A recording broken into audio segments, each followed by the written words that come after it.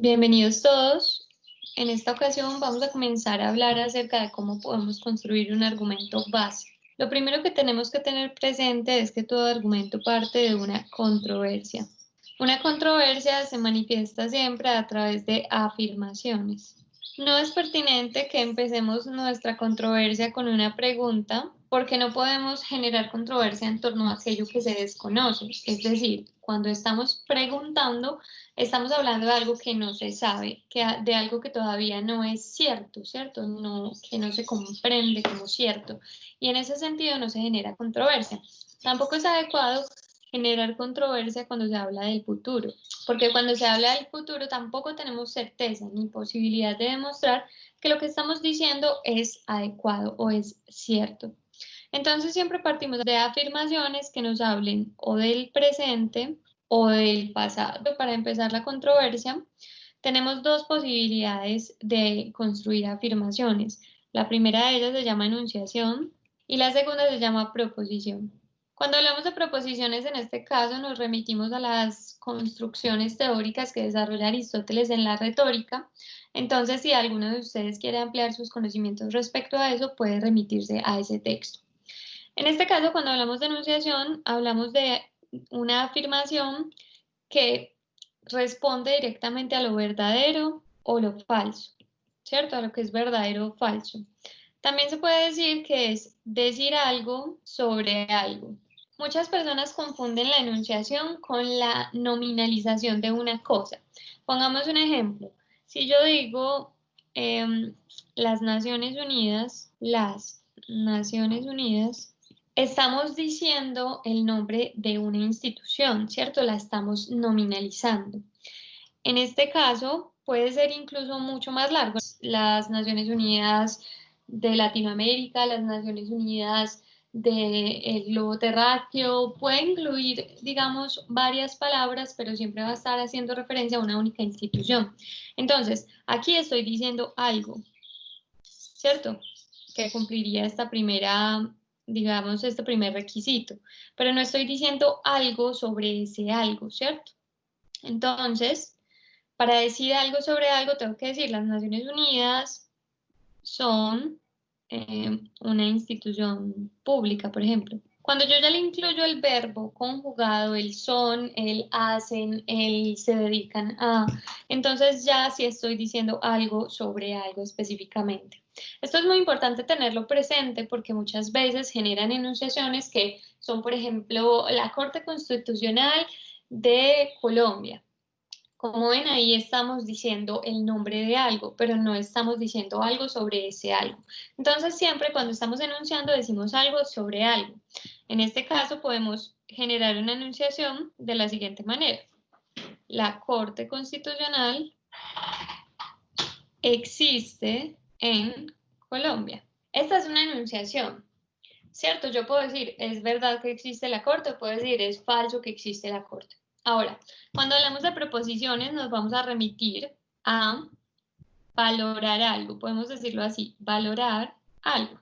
Entonces, ¿esto qué nos dice? Pues estamos, digamos, en cierto sentido, generando una posición. Por eso proposición, proponer una posición es como me gusta separarlo, sobre alguna cosa, ¿cierto? La valoramos. Entonces aquí entramos en lo que serían los criterios aristotélicos. Según Aristóteles, uno tiene 4 criterios esenciales para desarrollar un discurso argumentativo, ¿cierto? Y depende de esos criterios aristotélicos, entonces se desarrolla un tipo de discurso diferente o específico. En estos criterios aristotélicos, entonces está lo bueno con su contrario lo malo, lo justo con su contrario lo injusto, lo que se debe o lo que no se debe hacer, y lo vergonzoso con lo admirable, ¿cierto? Y nos dice Aristóteles que cada uno de estos criterios nos genera un tipo de discurso específico. Entonces acá tenemos, por ejemplo, el discurso moral, tenemos el discurso jurídico, tenemos el discurso político y tenemos el discurso educativo. Según Aristóteles, cada uno de estos discursos nos da unas ciertas posibilidades de acción en el tema o digamos dentro del criterio de la argumentación, de la construcción argumentativa. Pero lo que más nos interesa entonces es que podemos generar estos dos tipos de afirmaciones para manifestar que hay una controversia. Sería entonces la enunciación como tal y la proposición. Cuando tenemos alguna de estas dos, ya podemos hablar de que se puede generar una controversia, es decir, un espacio en el que hay dos puntos de vista poniendo sus, digamos, sus argumentos a favor y en contra con respecto a algo para llegar a un acuerdo, ¿cierto? Entonces aquí hablamos de controversia. Ahora, hablemos entonces de la construcción del argumento. Nosotros, como dijimos en el trabajo, vamos a partir de una proposición porque la proposición es, digamos, un poco más sencilla de discutir en el sentido de que no tiene esa inclinación ontológica que sí tiene la enunciación, que cuando hablamos de que algo es verdadero o falso, realmente nos estamos metiendo mucho en la esencia de las cosas. Entonces, es mucho más sencillo discutir acerca de valores específicos que discutir acerca de la verdad o falsedad de una proposición, ¿cierto? Por ejemplo, para nuestra enunciación, su respectiva proposición va a ser: la Corte Constitucional es buena. Vamos a empezar con construcciones muy simples porque la argumentación tiende a complejizarse mucho. Entonces, entre más simple sea su construcción, mejor. No trate de hacer un trabajo que sea muy complejo simplemente por demostrar, digamos, un poco más de interés. No hay necesidad.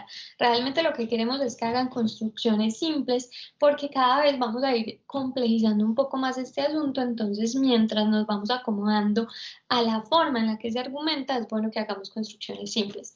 Como ustedes ven, aquí la enunciación deriva directamente a la proposición casi con las mismas palabras, solo que ya incluimos un valor específico. Ya no decimos solamente que existe y nos quedamos en la discusión de si existe o no, sino que vamos a decir que es buena, ¿cierto? Que es una institución positiva para la sociedad.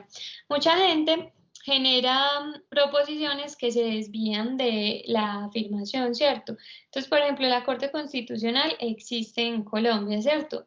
Y en cierto sentido, para generar la proposición, alguien podría decir, por ejemplo, el magistrado X es admirable. El magistrado X es admirable, entonces digamos que puede estar relacionado, que este magistrado pues está relacionado con la Corte Constitucional, pero se está desviando mucho de la proposición. Esto nos va a generar problemas en argumentación porque es supremamente común que uno empiece a argumentar una cosa y termine argumentando otra cosa. ¿Y por qué pasa eso? Pues pasa porque precisamente nos desviamos sin darnos cuenta en la construcción lingüística. Entonces vamos a tratar de ser muy directos, muy claros y de no desviarnos en el asunto.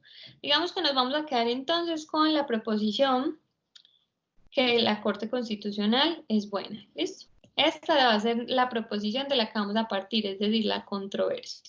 ¿Listo? Vamos a tener que proposición se va a abreviar con la sigla P o con la letra P. ¿Listo? Entonces, proposición. ¿Y cuál es la proposición? Pues la pasamos para acá. La Corte Constitucional es buena. ¿De acuerdo? De aquí vamos a partir para construir nuestro argumento. Entonces nosotros vamos a decir, listo. Primero tenemos el punto de partida, que es la controversia, ¿cierto? Esto se puede entender como punto de partida o en sí mismo como la controversia. ¿Listo? Entonces, la controversia va a estar expresada en la letra P, es decir, en proposición. Ahora, pasemos a la argumentación. Primero vamos a empezar sencillo con un solo argumento, ¿listo? Y después vamos a ir complejizando el asunto. Este va a ser lo que vamos a conocer como argumento base. Entonces, en el argumento base siempre hay dos cosas que componen el argumento, pero primero hay que saber qué es el argumento. El argumento es una razón que trata de demostrar el punto de partida, ¿cierto? Yo a través de este argumento trato de decir que es verdad lo que yo estoy diciendo en el punto de partida, trato de que la otra persona crea que mi punto de partida, la controversia, o en este caso, la proposición, es verdadera. Entonces, el argumento siempre va a contar con dos cosas. Usted no puede decir que tiene un argumento si solo tiene una de ellas, ¿de acuerdo? El argumento tiene una afirmación que va a tener también su sigla o su letra correspondiente, que es la letra A, ¿de acuerdo? Y va a tener un razonamiento, que va a ser la letra R más una A minúscula, ¿listo? Razonamiento. Entonces, cada uno de estos ítems que componen el argumento van a tener 3 pasos siempre. Ustedes en algún momento van a decir, no, yo para qué voy a hacer el primer paso no es tan necesario. Pero les voy a pedir el grandísimo favor de que siempre sigan al pie de la letra los pasos, por lo que ya les dije. En argumentación las cosas empiezan a complejizar mucho y terminamos por perdernos. Si seguimos paso a paso estos criterios que estamos mencionando aquí, no va a haber manera de que nos perdamos. Entonces, lo primero que vamos a tener va a ser lo que vamos a conocer como una fórmula. ¿Listo? Luego vamos a tener una pregunta y luego vamos a tener una respuesta. Por supuesto, esta respuesta va a ser la afirmación, ¿cierto? La letra A. Entonces, la fórmula, ¿cómo es acá? La fórmula es entre signos de interrogación, porque P, que recuerden, P es la proposición, es decir, esta, porque P es, y lo vamos a poner como un chulito. ¿Por qué P es chulito? A ver, ¿por qué ponemos chulito? Porque la argumentación nunca se trata de relaciones lógico-matemáticas, sino de relaciones que tienen que ver con la lógica informal. Cuando hablamos de lógica informal, estamos hablando del pensamiento racional que se desarrolla a través de la palabra humana, no a través del lenguaje matemático. Entonces, la palabra humana tiende a ser polisémica y este chulito en este caso está precisamente representando esa polisemia, en el sentido de que el chulito puede reemplazarse por un cierto en determinadas construcciones argumentativas, pero puede reemplazarse también por un justo o por un bueno, dependiendo. Puede reemplazarse por diversas cosas, porque P es cierta, porque P es buena, porque P es apropiada, porque es pertinente. Entonces, que no se confunda, no siempre va a corresponder con este valor que tenemos acá, ¿cierto? De bueno. Puede que no corresponda, puede que sea otro valor, pero siempre va a tener que ver con el valor de la certeza o la pertinencia de lo que se está diciendo. Entonces vamos a la pregunta. Aquí vamos a reemplazar la P en la pregunta por nuestra proposición, ¿cierto? Entonces sería, ¿por qué es buena la Corte Constitucional? Si ustedes ven acá, entonces, bueno, nos sirvió para reemplazar el chulito, ¿cierto? Y cambiamos aquí un poco el orden. Pero en otras ocasiones puede ser, por ejemplo, porque es cierto que la Corte Constitucional es buena, entonces el chulito sería cierto en este caso. Lo que les digo, no hay reglas inquebrantables en esta situación, cada caso tiene su respectiva forma de ser abordada, entonces pues cada uno tiene que valorar cuando esté construyendo su caso cómo es la mejor manera de desarrollarlo. Y la respuesta podría ser ¿por qué es buena la Corte Constitucional? Entonces, van a obtener diversas respuestas y ahí es donde se configura la complejidad argumentativa. Uno siempre puede responder de diversas maneras a una pregunta de esta, ¿cierto? Y por eso siempre entramos en controversias cuando se argumenta. Pero vamos a escoger solamente una respuesta por argumento. Cada argumento desarrolla una respuesta. Lo que sí podemos tener es varios argumentos que desarrollen, digamos, a mayor profundidad la proposición. Entonces, la proposición, recordémoslo, siempre va a contar con varios argumentos, pero en este caso solo vamos a plantear un argumento. ¿De acuerdo? Entonces, en este caso, pues a mí me pueden surgir varias ideas. Por ejemplo, la Corte Constitucional es buena porque consolida los valores constitucionales, ¿cierto? Pero hay muchos que empiezan entonces a decirme porque consolida los valores constitucionales, porque defiende los derechos, porque garantiza la separación de poderes, ¿cierto? Diversas cosas, pero si ustedes lo ven, entonces con este construiríamos un argumento, con consolidar los valores constitucionales, con este otro argumento, con este otro argumento. Entonces, lo que les digo, manténganlo muy simple, que ya después, cuando empecemos a trabajar el esquema argumentativo complejo, vamos a construir los 3 argumentos, pero cada uno tiene que estar bien desarrollado y para eso no puedo meter muchas ideas en un solo argumento, sino desarrollar adecuadamente una sola idea. Entonces, voy a decir, porque consolida los valores constitucionales. Entonces ya vamos a empezar con el razonamiento como tal, ¿cierto? Recuerden que esta es la afirmación que digamos defiende por qué la proposición es verdadera, y ya el razonamiento entonces me va a decir o me va a hablar de por qué la afirmación es verdadera, ¿cierto? Es una doble demostración si lo queremos ver de esta manera. Aquí también vamos a tener la fórmula, la pregunta y la respuesta. ¿Listo?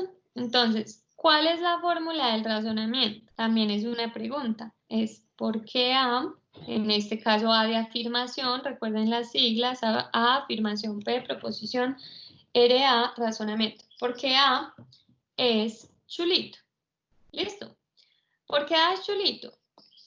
Porque A es bueno, porque A es cierto, porque A es adecuado, porque A es pertinente, dependiendo de lo que estemos hablando. Recuerden que puede variar y ya es la sagacidad del argumentador la que entra a jugar acá. Entonces, acá podemos decir, muy bien, porque es cierto que la Corte Constitucional consolida los valores constitucionales. ¿Listo? Entonces acá el valor al que estamos aludiendo es el valor de lo cierto, ¿cierto? De lo verdadero. Muy bien, vamos a ver entonces acá. La respuesta del razonamiento siempre va a ser una respuesta más compleja, entonces vamos a ir ilustrando la respuesta paso a paso, ¿cierto? Entonces podemos empezar por, la pregunta que nos estamos haciendo es ¿por qué es cierto que esta Corte Constitucional consolida? Entonces lo primero que tendríamos que decir es ¿qué hace la Corte Constitucional? Listo. La Corte Constitucional defiende la Constitución a través de sus decisiones. ¿Listo? Entonces, lo que podemos agregar acá es, por ejemplo, ¿qué pasa si un juez violenta un principio constitucional, ¿cierto? La Corte Constitucional debe revisar y, si es el caso, revocar la decisión de ese juez, ¿cierto? Y por último, debe corregir.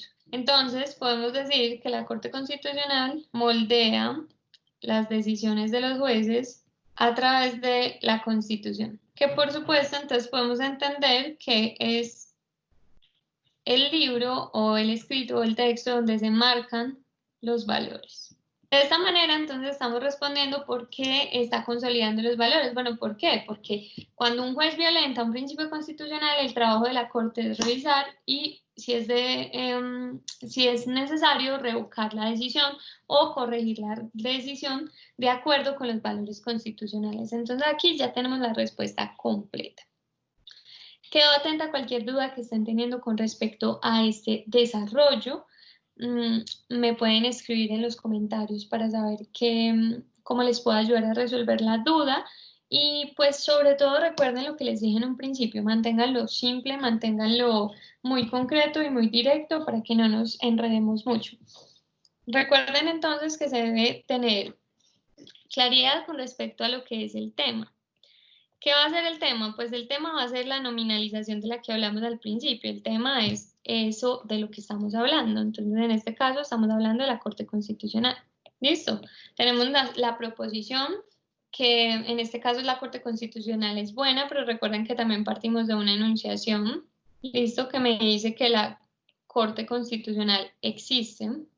Y finalmente, después de tener clara la controversia, que es la proposición, empezamos con el argumento base en el que se incluye entonces afirmación y razonamiento, cada uno de ellos con su respectiva fórmula, pregunta, respuesta, y acá fórmula, pregunta, respuesta. Miren que todo se maneja mucho a través de palabras claves y frases cortas y a través de una construcción esquemática. Entonces, por favor, recuerden eso cuando hagan su desarrollo, que sea muy esquemático, porque el esquema lo que está haciendo es ayudarnos a organizar las ideas y no es pertinente organizar las ideas a través de párrafos complejos de textos, porque los textos empiezan a hacer que no sea muy visual la idea que yo estoy trabajando, ¿cierto? Cuando yo miro un párrafo veo un montón de líneas, pero no leo la palabra precisa. Cuando yo la organizo así por palabras claves, entonces yo ya entiendo acá, por ejemplo, que defiende, decisiones, violenta principios, ¿cierto? Es mucho más visual. Entonces, vamos a tratar de desarrollarlo de la forma más cercana a lo que estamos presentando aquí. Quedo atenta a sus dudas, muchachos, y mucha suerte con el desarrollo del trabajo.